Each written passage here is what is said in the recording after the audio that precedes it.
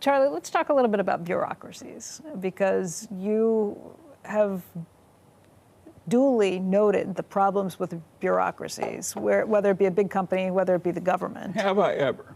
Right. So how would you fix some of the bloated bureaucracies out there? Let's start with the federal government. That comes in my too hard pile. I can't tell you how to do that. That would be really hard, because you got the problem of A, figuring it out, and B, getting it done. And to solve both those problems are really, that is really climbing it's like picking the high pick on Everest and saying, I'll waltz up there in a day, you know. You aren't going to waltz up there. It takes several days to do. There was a presidential candidate who recently said that his solution for that would just be to fire everybody in the federal government whose Social Security number ends with an odd number. Does that sound like a good way to fix it?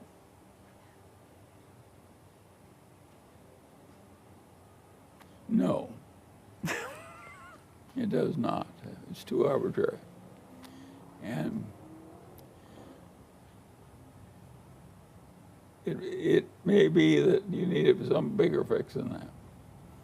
And it may be you're never going to get it, too. It may be that it's just something like old age that we're never going to get rid of.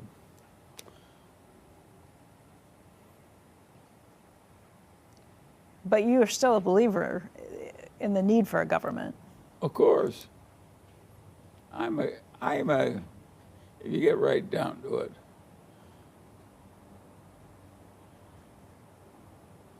what I am is a lover of the progress of civilization. That turns me on. Oddly enough, the man whose name I bear, my father's father and my father's mother, both thought exactly the same way. And the great moral book, they took me to church in the Presbyterian church and all that. But in Sunday school to take on lessons and all that. But when they really wanted to teach me something which turned them on, it was the legend of Robinson Crusoe, created by Daniel Defoe. They just loved that guy creating a little English civilization on a goddamn vacant island. And that he could do it if he worked at it. And that, of course, that was the lesson they were trying to teach the grandchildren. And I was so amused by it. I could see immediately what they were trying to do. And I could see immediately they were right. Of course, even if you're given a goddamn desert island, you turn it into a civilization if you can. Civilization is important. I accepted all those moral lessons. Now, they never said this is what we're trying to teach you, A, B, C. But they did make me read Robinson Crusoe, not just every week, but every night. Before I went to bed, I got a little dose of Robinson Crusoe. When I was a little tiny boy, and of course it was good for me. And of course, I never got over it. I'm still following Robinson Crusoe's method of going at life. That's what I did. I imitated Robinson Crusoe. My grandfather's teaching worked. That was a funny way to raise grandchildren. And I was the first grandchild on that side, and so I went down and lived there for weeks on end sometimes. And so I got doses of all these lessons from Sunday school and also from Robinson Crusoe. And of course, I really absorbed the Daniel Crusoe lesson. Then I was lucky with my ancestors on the other side of the family. I am very good at learning things from dead people. That's what everybody should learn. And so I had one grandfather on the other side whose life never overlapped mine. He was dead before I was born. But he was the richest man in his town, had an immense old house. And he invited all the grandchildren to come in and stay every summer, as many of us wanted. And of course, it's fun to go stay with a rich old grandfather. You know, who kind of owns the town. Yeah. And he was the majority owner of the main bank. And and his armies of grandchildren. And the old man had been a pioneer. He'd come there as a pioneer and lost all his money in some bank failure in the East. So from absolute nothing as a pioneer in Iowa, he had eventually made himself the richest man in his town and so forth. And he lived to be an old man, as you can imagine. And what he loved to do was talk about the hard old days of living in a sod house, which is a cave. You moved into a cave in the winter. How many people want to raise two little children in a cave? You can imagine yourself doing it? No. In Iowa winter, living in a cave with two little children. Well, that's what he gave his wife in marriage. And they, from that poor start, ended up with this huge success. And by the standards of his time and place.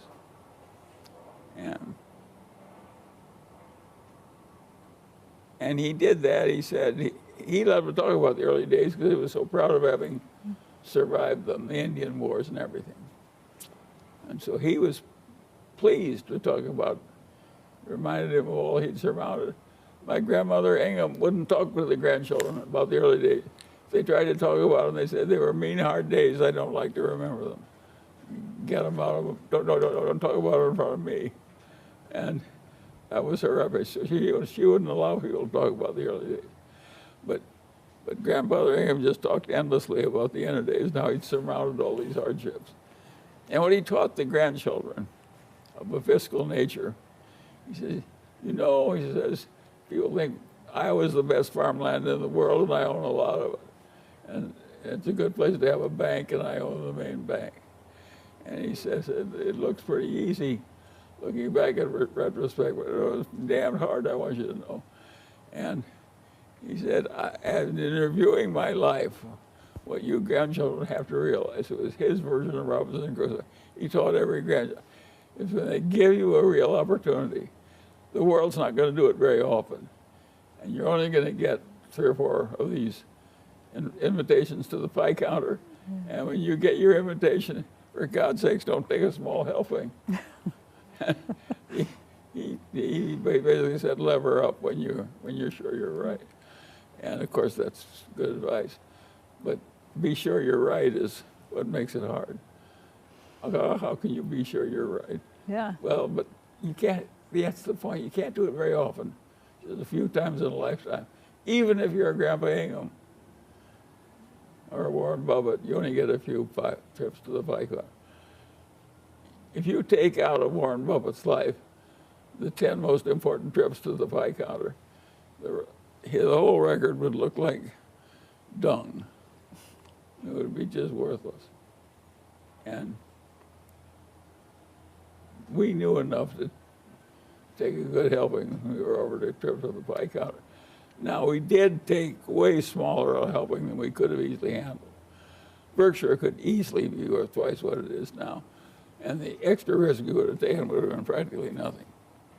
All we had to do was use a little more leverage that was easily available. In hindsight, you're glad you didn't? Just from the potential risk? It's an interesting example. The reason we didn't is the idea of disappointing a lot of people who had trusted us when we were young under a thing that left us, if we lost 3/4 of our money, we were still very rich. Right. That wasn't true of every shareholder. Losing 3/4 of the money would have been a big letdown. So we were very cautious in dealing with our shareholders' money. If Warren and I had owned Berkshire without any shareholders that we knew, we would have made more. We would use more leverage.